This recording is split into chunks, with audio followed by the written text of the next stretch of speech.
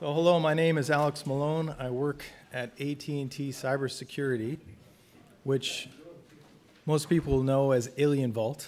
AT&T bought AlienVault back in, I think, last August. So for the most part, we keep doing our AlienVault things. The main thing that's changed is anything in HR takes like 3 months. Big companies. I'm a developer, so I spend most of my time trying to fix issues or add features to osquery, mainly for the AlienVault agent, and I try and cherry pick what we have and submit them back. And I'm very excited about osql and the Linux Foundation part of it as well, because I think there's a lot of potential here. So what I'd like to talk today about is some of the guts, some of the internals that I ran across that you may or may not be familiar with. If you're not a developer or kind of inside the building tables, for example, you can just take a nap. I know you had some good cookies. So you may be familiar with the schema that describes these virtual tables where we have this rich set of data we can pull data from, and they currently derive from table files in the specs directory, and they have a limited set of types, and it will tell us, whether it runs on Mac, Linux, Windows, or FreeBSD, or all of them. And inside these table files, we can also have extensions that, columns that only, I shouldn't say extensions, that's a very loaded term, columns that only run on or available on certain platforms. So libsqlite, a C library that's used internally by osql, will do pretty much everything we want, right? It'll parse, it provides access to the tables, filter, joins, and then it has this nice extension. It's actually a pretty ugly C API, but it's very valuable and useful for what we want to do. To extend, we can add our own tables, we can add our own functions. And at a very high level, an application creates a memory instance of sqlite3, registers their tables, registers the functions, and then we'll call prepare v2 or something similar with the SQL, and then step through the results, row by row. In the osquery land, we have these generate functions. And it looks something like this, where the function gets called magically by sqlite3. When we run SQL, that ties our table generator to a table name. And then we will get a bunch of rows and return them as strings, right? Vector of string maps. And those things like this, where we're saying integer and text, those are type conversions. So everything has to be typed to a string and then typed back again when we hand it back to SQLite. So the generators have this parameter, the context. What can we get from there? We can know what columns were requested in the SQL query. And we can get things like constraints, right? So we have that required column that needs a path. This is how we get it. So how do we get SQLite to pass us these constraints? So if we look closer at the spec files, we see index equals true on some of these, or required or additional. Those have the special meaning, and that will allow SQLite to pass us this information through a roundabout way, and we'll go into that. So the entry points to the sqlite3 extension API has some of these members. And osquery has some glue that takes care of most of the details and simplifies them into, all right, here's our table spec file, and that describes the table fully, right? What columns, what types, what indexes, And then we provide a generate function. And pretty much the generate function maps to xfilter, xnext, and everything else. Whereas the xbest index is derived from the data we use to describe the table. So xbest index really is this walk-off where we say, all right, SQLite, are you going to be faster at filtering this, or am I, right?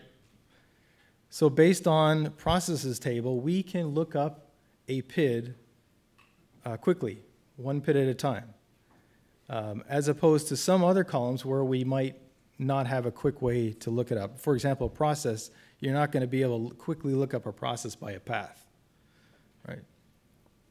So if you have, we'll go through 3 examples here. So if you have a table that doesn't have a process and you run a select query on, let's say, path here, xbest index, we're going to tell SQLite, we don't have an index for this, you got this. So then xfilter gets called, essentially our generator function, and we return all the rows in one shot. And then SQLite will do all the filtering for us. As opposed to the index case, where we say, all right, we've got an index on PID, we will do the filtering. So osquery, inside its xbest index implementation, will say, okay, I've got the index for this, pass it to me. So xfilter is going to be called for every item in that constraint. So in this example, we've got 6 items in our list, 1, 4, 20, 100, 200, and 300. It's going to get our xfilter called for each one of those. And we're going to return 1 row at a time. So the way we have it built in osquery, that maps to gen processes being called for every one of those, right? Which is probably not what we think of when we look at some of the table implementations. Pretty much the same thing when we're joining on an index column, we will get our generator called for every item in the join list, essentially. So that first table, listening ports, doesn't have an index that we're using. It's going to return all the items in its rows, all the rows. And then the xfilter is going to get called for gen processes for every item in the every PID inside the listen ports rows that we're filtering on. So there's not a lot you can do to check. There is a -- planner option that you can pass that will provide some more details if you wanted to check your queries and see what's going on, how many times is my generate being called. This is actually a little more than you'd normally get. The virtual table.cpp file will have to be compiled with debug flag. And we should probably implement that a little easier so we can do some more checking without having to recompile. So if we look at some of the table implementations, we can see that at the very top, if there's an index, we're going to be gathering constraints, right? And pretty much all of them do this. They'll have a set or some kind of vector. We go through the constraints and pull them out, which looks like the code assumes that it's going to get all the constraints together when we're really getting them one at a time. So that's one thing we should make clear in developer docs. So the other thing the context gives us is the ability to check which columns are being used. And so you'll have some really nice tables where it will check to see if some tables are being used, and if not, then it's not going to make extra calls to the the Windows API or whatever. So all the stuff that we've been talking about, being able to query and filter and call virtual tables, that's all in memory. So how do we store it, diff it, make use of it? So that's where RocksDB comes in. So if we have a stored result set from a particular query, it'll be in RocksDB. So once we finish running a query, we're going to go into RocksDB and say, do you have this data for this particular query? And then it will get deserialized from JSON, put inside this fancy multi-set data structure, and that's what we use to check to see if a row that we have in this new data set matches something that we had previously. And once we're done with the diff, we send that off to the logger. And at a very high level, the diff code is going to look something like this. For each row that we have in our new data set, we check this previous results, this multi-set data structure. Do you have it? So the comparison it's doing is comparing string maps. So we could definitely improve on that. And since RocksDB is this key value database, it's not relational. Keys are specifically named, right? So you have query.processes or cache.processes, processes underscore counter, things to keep track. So not all tables are cacheable. That's set in the spec file. But just know as you're looking through some of the code, you'll see keys and specifically named keys. If you look in the events code base, you'll see that there is some optimizations. I think Alessandro did some where you can now set events and rows in a batch, which is great because each time you want to do it, we have to grab the lock for the database and then and store or delete or do whatever you want. So if you do it in a batch, you do it once. You grab that lock, you do what you need to do, and you're done. And when I was debugging issues on high throughput with the buffered logger, I noticed that, especially on Windows, if we do things frequently, grabbing that database lock and doing things one by one was very slow. So I think one of the things we need to do is be able to log, take that same batch mentality and use it in logging as well. All right, so for events, to me, events are my nightmare, especially when a customer wants to run on an Active Directory server. And it's like, we might not be there in terms of performance. We're working to get there. So events come in, and when in your config file, you're going to say, I want Windows security, I want 5, 6, whatever categories of events you want, and you're going to get them all. And they're going to be cached in that database table, whether they're relevant to your results or not, right? Because it's a cached table. So the first thing they do is they come in, and in Windows, for example, you have the event-specific details that have to be then like pulled or parsed or rendered in XML, and it's kind of heavy. So I would love somewhere in there we get some filtering logic apart from the way we query things now. But in any ways, the events make it to this cache table, and then on some schedule, we're going to run our query to filter for interesting results for us, and then clean up the database cache table and write to the logs. And similarly to the other keys for RocksDB, events have even more complicated ones that are based on event IDs and timestamps because they're coming in over time, and you want to be able to truncate or keep track of where your cursor is. The ideal situation is you have one events query per table so that you can set the event expiry equal to 1, and once you are finished with that query, you just get rid of everything in that cache table, right? But that's not always the case. You can't always simplify that.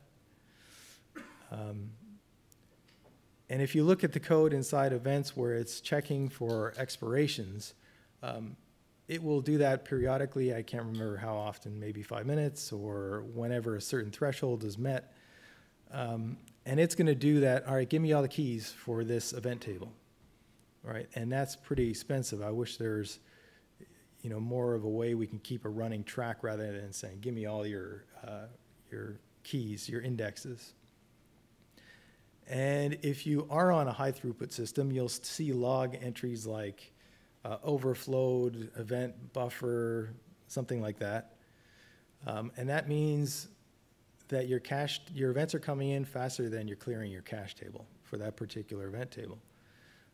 And the way it's currently done is, let's say you have a limit of 50,000 events in your cache table, and another 10,000 come in, and you're trying to write them. They get written first, and then you realize, oh, I'm over the limit. Well, then you go and you remove the oldest 10,000. You're still at the limit, but you're now at the limit, right? So to me, it tells you that the system is kind of at its limit. Maybe we should start dropping. So there's all these ways we can optimize or make optional different mechanisms for being better at dealing with scale. So one of the things I had to debug was, why is this particular query taking so long? And so I was looking through this, and we have this processes table, and then we are joining authenticode, and then we're looking for specific serial numbers. Well, it turns out the serial number column was not indexed. And so on the join, SQLite, or osquery was telling SQLite, all right, I got an index on this. And then SQLite said, great, all right, for every one of these items in process, I'm going to call you, and you're going to filter on serial number. Or excuse me, you're going to join authenticode on the path, right? So that gets done, but there's 55 items here. It just explodes the number of items. There's no filtering on serial number on authenticode, so it's going to return all the rows every time. All right. So you have to be very careful that none of your queries are filtering on columns that aren't indexed, especially when it's a join. And I blew through those pretty quickly. Any questions?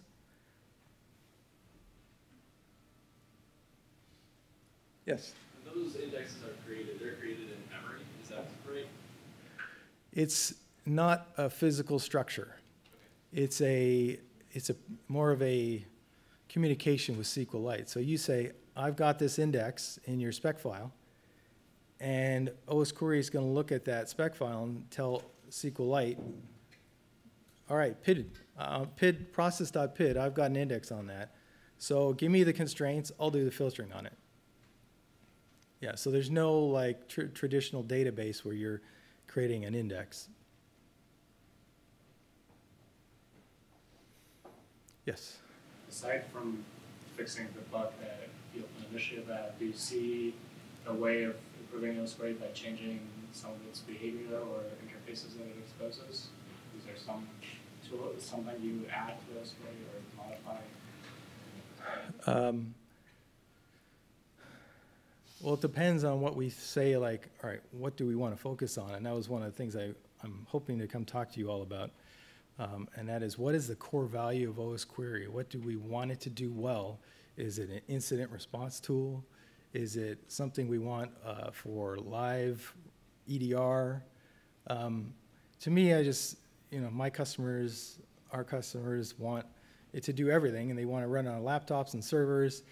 And to me, I would love to see a better event architecture, something that maybe doesn't cache, maybe something that's more of a state machine thing.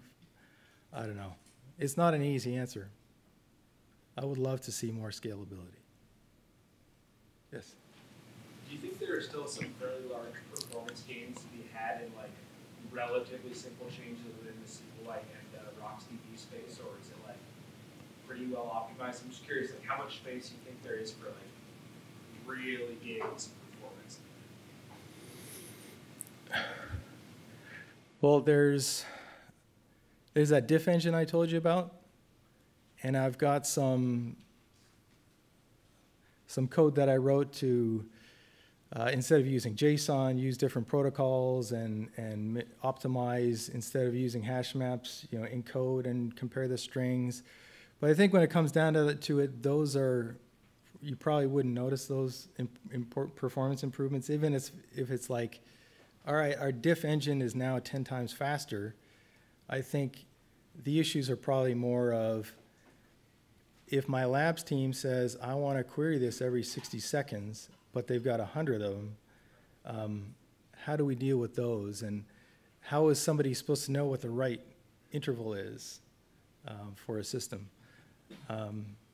I think for us, being careful about getting rid of the buffer logger and changing that was important, so that we're not reusing RocksDB for caching logs. No easy gains. Anything else? Yes. A while back, we joined the SQLite consortium, and we were able to have very quick back-and-forth conversations with the SQLite developers to ask them about how we were using the APIs and if we were doing it correctly, as well as ask for new features within those APIs. And I think that gave us some of the most powerful tricks that we have today. Before it was just kind of hacking through those APIs and using them for something that clearly not designed to use for. I ask right now, have you seen any opportunity for us to get more out of SQLite that we could ask for some changes for?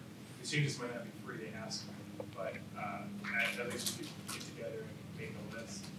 I'm curious if you guys are right now, or if you'd be interested in taking some time to look for something. The one optimization I'd say we could do would be on joins, where the indexes may or may not be used. But looking at the way SQLite is implemented, it's essentially it generates code and it runs like a little virtual machine. It didn't look like there was something easy there, but would love to talk to you more in detail. I think there was a question over here. Yes, Zach. One of the things that I've identified is that the way that table generation works in osquery sort of violates some of the core assumptions that the SQL engine might expect, like the fact that you could reorder the ordering of tables in a query, and that you could move constraints around. You could move constraints further out rather than within the queries. But this actually affects the way the generation functions work with the SQLite optimizer. So I wonder if this is something that you've noticed, and if so, do you think this is something that we can improve on to try and change some of this unexpected behavior? There's got to be a way to turn optimizations off so that they don't reorder things. And I think to how we use it, we don't need the optimizations.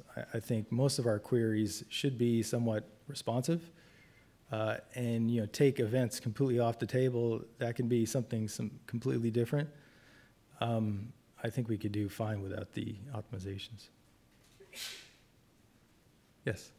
So we've had this conversation a few times in Slack in recent years. A few years ago, somebody was using Audit, wrote a separate tool, I think it was Slack, for minor processing and stuff like that. I'm curious, for very high volume events, does it make sense to improve osquery or to write a custom tool just for that specific API? I think what we have to do is get away from caching events in a table. And so somehow having a SQL-like filtering API that as events come in, maybe we filter them at a minimal amount, and then they can be put on to a next level and have more of a streaming data path for events. And then, once they hit a certain level and we filter them off, then they can go into a cache table. But I think what you're getting towards, for me, it's more like file events. I don't want to have customers customizing their file events, but for compliance, they need it. And they can just turn on file events and it'll bring osquery to its knees. For me, I'd love for that to be a separate process so I can say, it's your file events configuration, not my osquery. To me, I would love to see an integration between a separate process to send events over to osquery. Thank you very much.